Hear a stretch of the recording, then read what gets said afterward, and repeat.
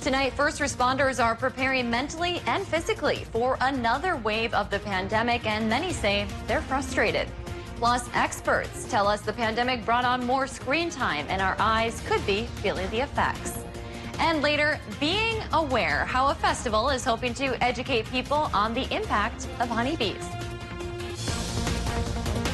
From CBS3 Duluth, this is the CBS3 News at 6. Good evening, I'm Kristen Bakke. Thanks for joining us. The pandemic has been ongoing for about 18 months now, and first responders are feeling the exhaustion. COVID cases appeared to be trending in the right direction as vaccination efforts ramped up. But now a variant of the coronavirus is ramping cases back up again, which means no rest for those on the front lines. CBS 3's Abigail Smith spoke with frontline workers about their personal experiences and worries in the face of another wave of the pandemic. Yeah, so Kristen, first responders had their fill of isolation and fear while facing the unexpected since the pandemic began. Now they're exhausted and fearful of the unknown future ahead of them as COVID takes the reins on their daily life once again. Duluth Fire Department Captain Aaron Bujold says a large part of their job is camaraderie. During the pandemic, his coworkers, or what he referred to as family, was split apart and isolated, unable to truly converse or see each other. Bujold says they're worried they'll have to face that loneliness again. He said that takes a major mental toll on him and his coworkers. They're now facing yet another challenge as the Delta variant rapidly spreads. There's a lot of anxiety as far as the unknown, and the unknown is one of the greatest fears you can face. But just relating back to the first few waves that came through, we were coming to work every day and nobody really knew what to expect. Bujold says the isolation COVID causes took an unexpected toll on morale. He says responders had to work alone for the majority of the time they were on duty. So a main concern lies in the worry that they'll have to part ways again, unable to lean on each other for support. Bujold adds that COVID counseling or any type of therapy is important, and that mental health can be severely affected by what responders have seen and had to deal with during the pandemic. All right, thank you, Abigail. And if you or someone you know is a first responder struggling with mental health, you can reach out to Emergency Responders Organization, and you can find that information at cbs3duluth.com. A growing number of professors and staff at the University of Minnesota are calling on the school to mandate COVID-19 vaccinations this fall. Many faculty members say they are anxious about returning to the classroom as new cases surge due to the Delta variant. More than 500 people have signed a letter supporting a vaccine mandate. The university is among a handful of colleges in the Big Ten that aren't requiring COVID-19 vaccines, but they have issued a mask mandate. This decision has prompted a response from faculty and students at the UMD campus. According to the University Education Association president, they have met with the administration on behalf of concerned faculty. They hope UMD urges system leaders to follow many other public institutions and require the vaccine. Meanwhile, UMD students like Eli Saylor Haugland think faculty should be required to get the vaccine to keep everyone safe. Required and enforced vaccine mandates are the only solution, in my opinion, that can get us back to normalcy without forcing us any risk of going back to square one. In a statement today from UMD, university reps said this is a personal decision with many viewpoints, and they will continue to urge members of the campus community to get the vaccine. Many of us are still working and learning from home as the pandemic continues, and all that screen time may be damaging your vision. CBS 3's Peter Kavakowskis heard from a local optometrist about what you can do to keep your eyes healthy. The pandemic has moved life on screen. For sure, I've been on, a screen a lot more often, a lot more time at home watching TV and, just texting people. UMD student Olivia Sedlacek says she noticed her eyes straining as a result. Dr. Derek Michaels, an optometrist at Ralph Eye Care, says she's not alone. When we're doing these devices, when we're on our tablets, what have you, we're blinking 40 to 50% less. When we're not blinking, our ocular surface is getting dry, it's getting irritated. It can range anywhere from a burning sensation to blurry vision, headaches, eye strain, fatigue. All of it can come from just too much screen time. Sedlacek enlisted the help of blue light glasses. She says they've started to help. Personally, it's made it a lot more comfortable and an enjoyable experience, more so to be on the screen all the time and adapt to that. Dr. Michaels says while blue light filters help, the best thing you can do is put the screen down and give your eyes a break. I always tell my people 20, 20, 20. Every 20 minutes, take a 20-second break, look 20 feet away. Give yourself a little bit of that break to really break up that, mundane routine of just being on your computer. All in an effort to keep you and your eyes healthy. Dr. Michaels says if you have to be on your screen and can't take breaks, it helps to turn down the brightness of the screen and to turn on the blue light filter, which is available on most laptops, phones, and tablets. The strength of the U.S. labor market continues to grow. The U.S. Bureau of Labor Statistics released its jobs report today. Last month, the country saw its biggest jobs gain since August of 2020. The economy added 943,000 jobs in July. That beats economists' expectations by more than 70,000 jobs. The unemployment rate also fell to 5.4%, a new low in this pandemic. Dave joins us now for our first check of the weather. Dave, happy Friday. We are heading into the weekend. How's it looking?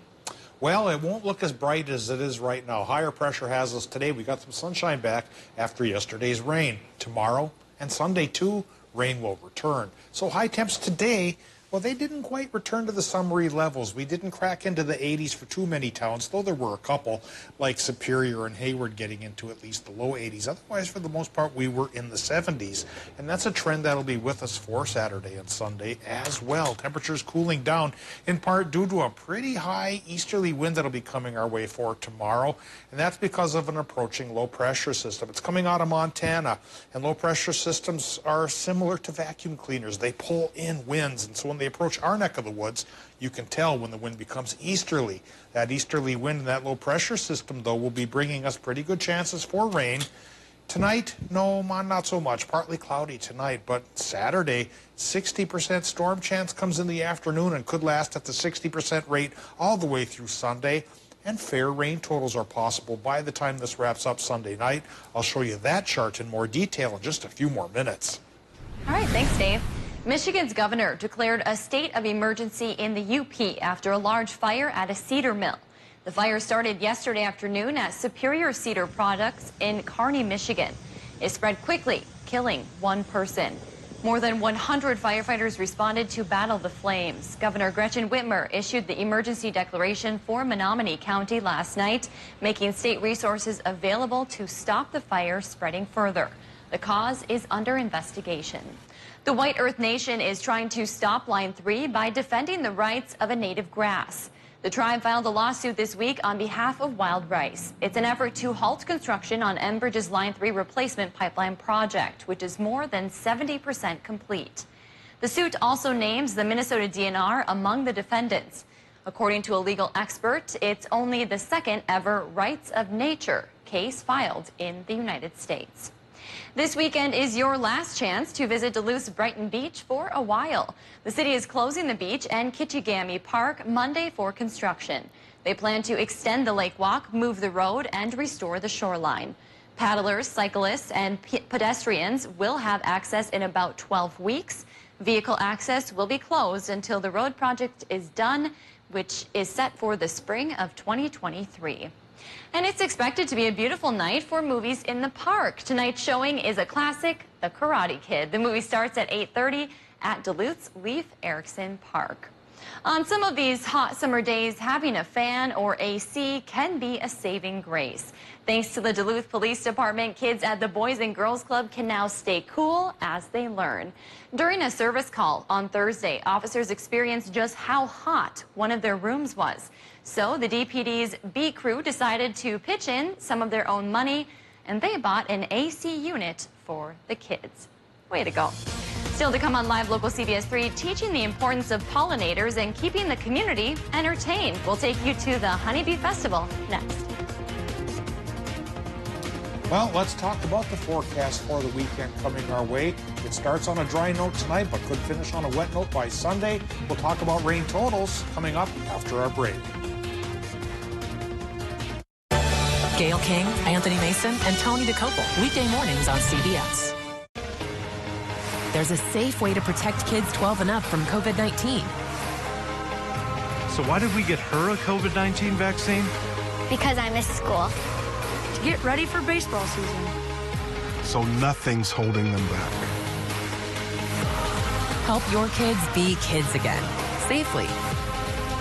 Visit vaccines.gov to find a COVID-19 vaccine near you or call 211 to learn more.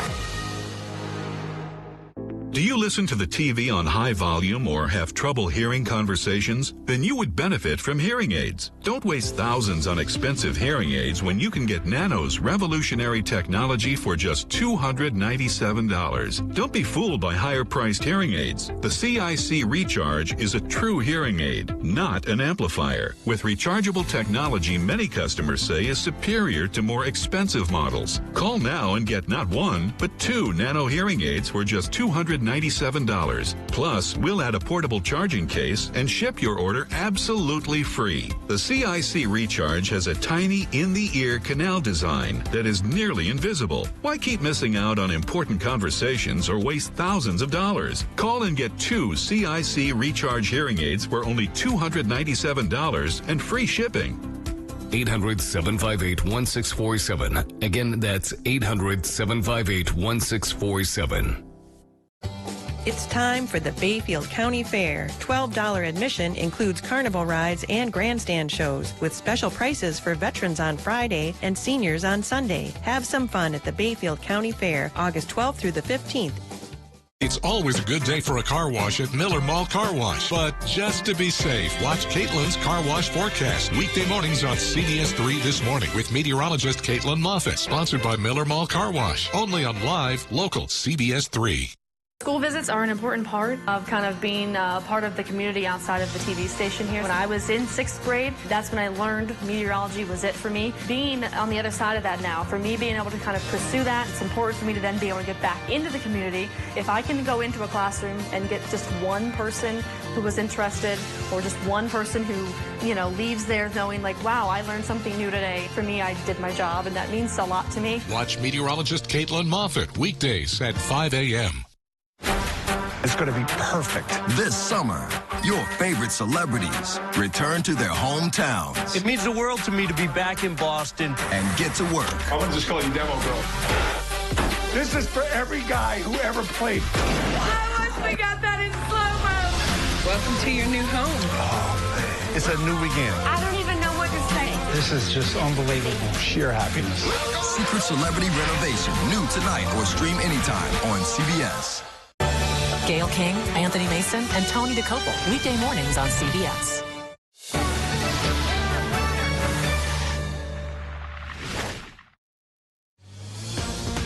Now, the CBS3 Duluth WeatherMax forecast with meteorologist Dave Anderson. Well, it was a pretty fair weather day, with one exception, and of course that's that ever-present air quality alert. Today it clung to the sky over much of Minnesota and could do so till about 9 o'clock tonight. But with an approaching low-pressure system and really good chances for rain over the weekend, hopefully we're going to wash those pollutants right out of the sky, as I like to say, at least for a couple of days. The way this bad penny keeps turning up, though, next week when we dry up on Monday, it may come back again. But if we get a break for the weekend, that'll be a nice respite there, at least for the short term. Well, we'll talk about the 7-day forecast for the long term in just a bit, but right now we've got the current conditions from Duluth International, 78 degrees, normal. 52% is the relative humidity. North-northeast winds going 6 miles per hour at the moment, but could become easterly by tomorrow. And then gusts towards 20 miles per hour, and that's going to make it drastically cooler by the lake through the weekend, although inland farther, it could be a little bit warmer towards 80. So we could have temperatures anywhere from 65 to 80 over the weekend. Air pressure right now is holding steady on the neutral side at 29.91 inches of mercury.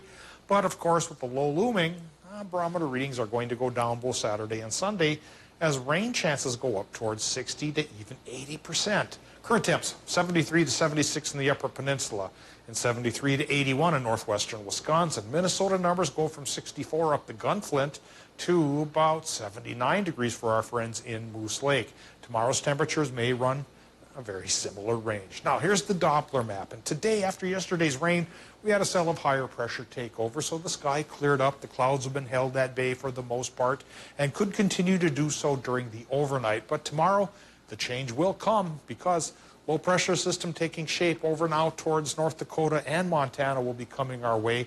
And again, that means a 60% chance for Saturday afternoon and overnight showers and thunderstorms, which could persist through Sunday evening. And by the time this latest low rolls out of our picture, well, the new picture for rain totals could look like this. And it's not so bad. Northern Minnesota might run about 1/4 of an inch to maybe 1/2 of an inch, plus or minus a little bit, of course. East central Minnesota, northwestern Wisconsin, and the UP could go about 1/2 inch to even an inch. And for rain-starved towns, that sounds like a pretty good deal. Let's hope it pays off and actually comes across. Coming across tonight in Minnesota will be a range of low temperatures that could go from 52 in International Falls to 63 on Park Point. All of that with a partly cloudy sky up above. And in Wisconsin and Michigan, partly cloudy sky there as well with low temps in the upper 50s. For tomorrow, the clouds increase rapidly towards mostly cloudy. Afternoon and overnight for Wisconsin, Michigan, you get that 60% storm chance, and your high temps will go 73 to 77, so bubbling just under normal a little bit. Minnesota numbers, 60s by the lake, but 70 to 80 inland, so a wide range of temps, and a couple towns could be a little bit warmer than normal, others cooler than normal. Well, we get the rain chance lasting through Sunday. By Monday, we dry up for a day, and we warm up again back into the 80s all the way through Wednesday. If our weekend rain chance just isn't enough, there is another small shot come Tuesday and Wednesday, Kristen. Oh, there's so much going on this weekend, particularly tomorrow. I know I'll be in Chisholm for Doc Moonlight Graham Days. I hope the rain holds off, at least for a little bit, even though we need it. The morning and early afternoon will be the best chance to do outdoor things. Overnight, might be time to seek shelter and hunker down inside. All right, sounds good. Thanks, Dave. The Northland Festival is working to celebrate nature while highlighting a growing issue. The Honeybee Festival kicked off tonight, and CBS3's Quinn Gorham joins us live from the event. Quinn, you've been out there for a while now, having some fun? We're having a lot of fun out here. There's live music, there's fresh food over here. We even have local vendors selling local honeybee honey here. But the event coordinators say it's not so much about the festivities themselves as it is bringing the community together to help educate them about the importance of pollinators. Glenn Swanson, event coordinator for the Honeybee Festival, says he hopes to bring people together to protect the bees. The native bee populations in Minnesota and around the country are struggling, and local beekeepers are working hard to help sustain beehives. You can help support some of them here at the festival. Swanson says pollinators are crucial, so it's important to raise awareness about how each of us can help. Our insect population can recover very quickly. We as human beings are resilient. We can come together, and music and art facilitates that in a really wonderful way. On average, about 1 out of every 3 bites of food you eat is made possible by pollinators. Swanson says he hopes he can help people realize their importance to our local ecosystems with this fun and engaging event. I actually have some of the local honeybee honey here with me right now, and I'm going to take a little taste test live on air here and tell you guys how it is.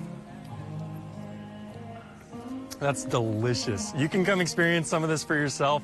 It runs through Saturday night. You guys can come here tomorrow, and fun events for the whole family. Well, you know, Quinn, you've been with us for a few months now, and I just have to warn you, whenever you taste test something at an event, you are required to bring some back for us. So make sure we get to try some of that honey, because it looks good. I got a whole bottle for you guys over here. Perfect. Thank you so much, Quinn. Have fun. Well, Kelly's here for a look at what's up next in sports. Boy, Quinn is having some fun out there. I want some of those bee ears. And the bee ears. So that needs to come back with you too, Quinn, so I can wear those for 10 o'clock sports. And speaking of sports, a coaching change is coming at UMD, plus some unsettling news regarding a Vikings whiteout. More details coming up in sports.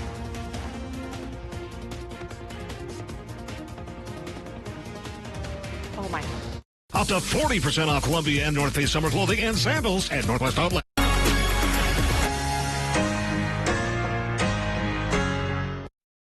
CBS3 Live Cams, brought to you by KohlerChef.com, now featuring the Kohler Express Deal online buying solution. KohlerChef.com, a better way to buy. At Super One Foods, we go to great measures to deliver you with top quality meat every day. Try our bone-in fryer chicken breast for only $1.29 per pound and get Atlantic salmon fillets for just $7.97 per pound. Plus, we provide the best of the best in fresh produce. Get fresh mangoes for just 77 cents each and organic bananas for just 77 cents per pound. Through all that we do, we've got you in mind. Super One Foods, serving you lower prices and better choices. Epilepsy can affect anyone with a brain. It does not discriminate. If you have a brain, You can get epilepsy. But here's something that's just as important to know. anyone with a brain can affect epilepsy. So let's use our brains to do just that. Let's change the way people think about epilepsy. To find cures. Because if all of us can get epilepsy, All of us can end epilepsy. We just need to use our brains. Let's use our brains. Let's use our brains. Let's use our brains to end epilepsy.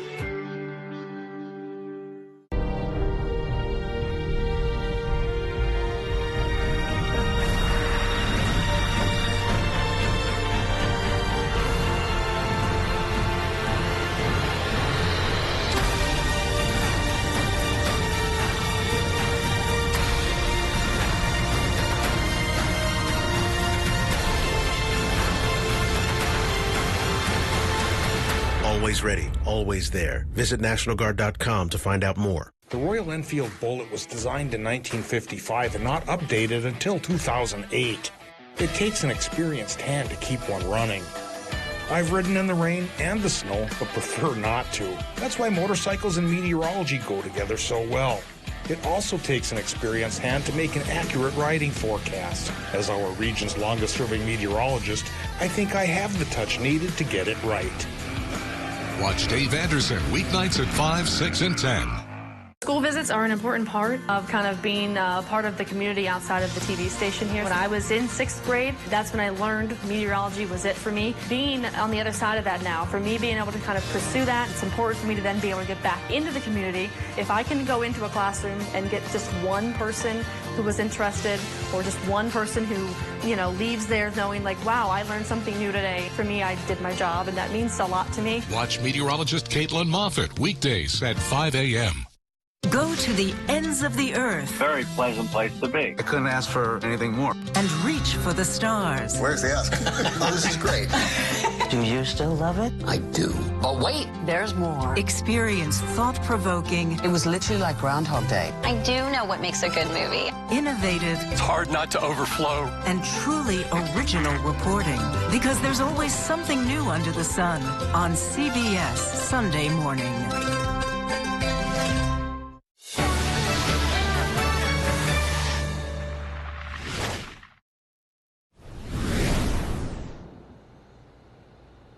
A change in coaching is coming for UMD cross country this fall. Laura Harmon, who has served as the Bulldogs men's and women's cross country and track and field head coach, has resigned from the position for personal reasons. Harmon has overseen both the UMD women's and cross country and track and field programs since 2018. And under her coaching, UMD placed 5th at the 2019 NSIC cross country championships and had 4 individuals go on to earn U.S. Track and Field and Cross Country Coaches Association All-Academic Team honors. Additionally, Harmon helped coach Haley Rendell to qualify for the NCAA Division II Indoor Track and Field Championship for the 2nd consecutive year in the 800-meter run. She finished 2nd in that event at the NSIC Outdoors event en route to finishing 7th overall and attaining All-American status. A search for a new head coach will begin immediately. And another Minnesota native is now a gold medalist at the Olympics. After giving up the lead in the second period, 21-year-old Gable Stevenson battled back for a buzzer-beating win in the 125-kilogram men's freestyle earlier today. And back home, his family celebrated wildly. Fake snap, fake snap, fake snap, fake snap, fake snap. Come on. Come on. There you go.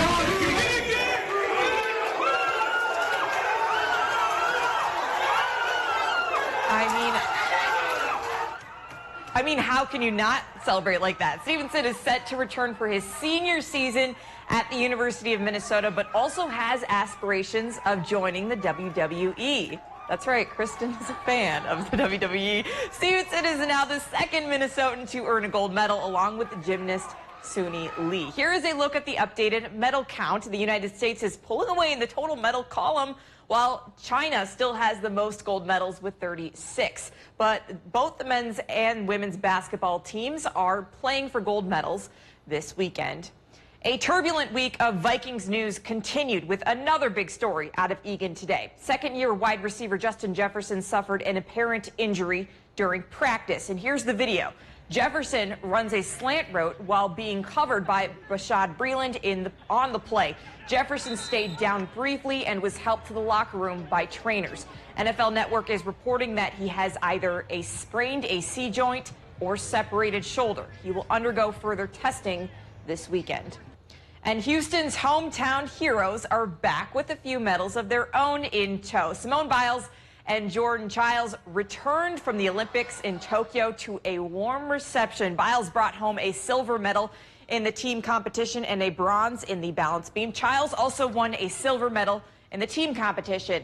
Biles also was greeted by fans in her hometown of Spring as she rode a convertible down the street with dozens of them, signs in hand, cheering for their hometown Olympian, where one young fan expressed nothing but love and gratitude for the Olympian. Like, it makes me feel like wow, I really, like... It's okay. You're good. Like, it makes me feel how there are such little kids out there who want to be like her. You can probably see it in my eyes. I've cried like 5 times because of that clip today. The impact. She really does. I mean, her and all these female Olympians, I think specifically, just seeing the impact they have on the younger generation. Like, these little girls are watching. They are watching closely, and it is all sinking in. And I can't wait to see what that girl is going to do, you know, in 15 years. Wow. Go Simone Biles. Way to go. Thank you so much, Kelly. Well, Dave, how's the night looking? Well, Kristen, you know the answer to that. It's looking dark once the sun sets, and it should be partly cloudy, which will set us up then for a cloudier sky tomorrow and a chance of rain coming our way. 60% chances Saturday and Sunday, high temps in the 70s. Maybe we'll get some decent rain totals, too, by the time things wrap up Sunday night. And then we warm up again, beginning on Monday, back towards the 80s. Still have chills from what that little girl said. That was very sweet. Thank you for joining us. We'll see you at 10.